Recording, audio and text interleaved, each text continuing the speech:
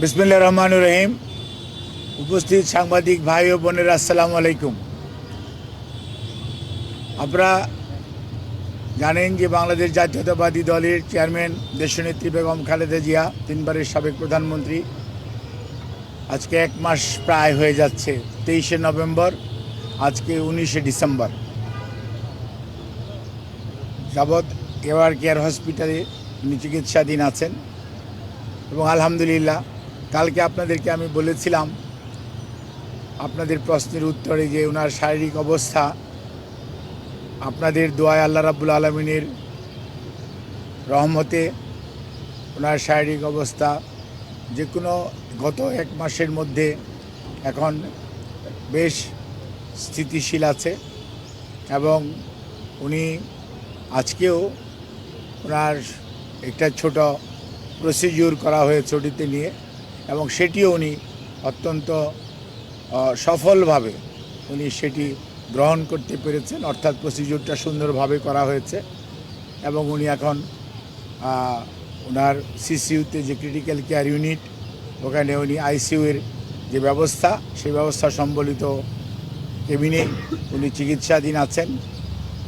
আমরা আমাদের ভারপ্রাপ্ত চেয়ারম্যান জনাব তারেক রহমান এবং আমাদের ভারপ্রাপ্ত চেয়ারম্যানের সহধর্মিণী ডাক্তার জুবাইদা রহমান এবং সৈয়দা শামিলা রহমান এবং শাইম ইস্কান্দার সহ পরিবারের সকলের পক্ষ থেকে এবং দলের পক্ষ থেকে আপনাদের মাধ্যমে দেশবাসীর কাছে আমরা দোয়া চাই।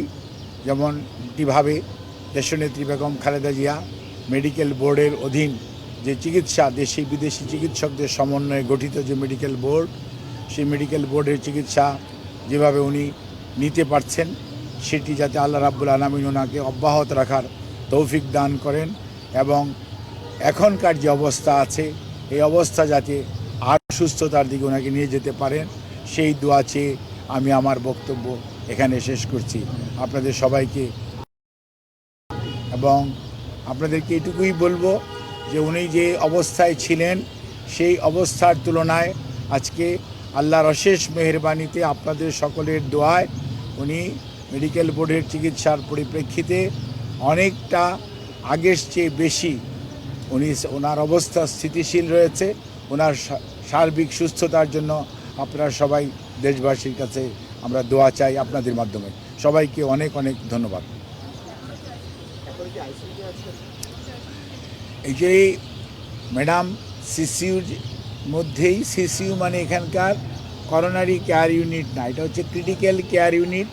একটা কিউবিকেলস আছে এবং সেখানে উনি আইসিইউর সকল সুবিধা সম্বলিত চিকিৎসাধীন উনি আছেন। এবং উনি আপনাদের বোঝার জন্য বলতে পারেন উনি আইসিইউতেই আছেন।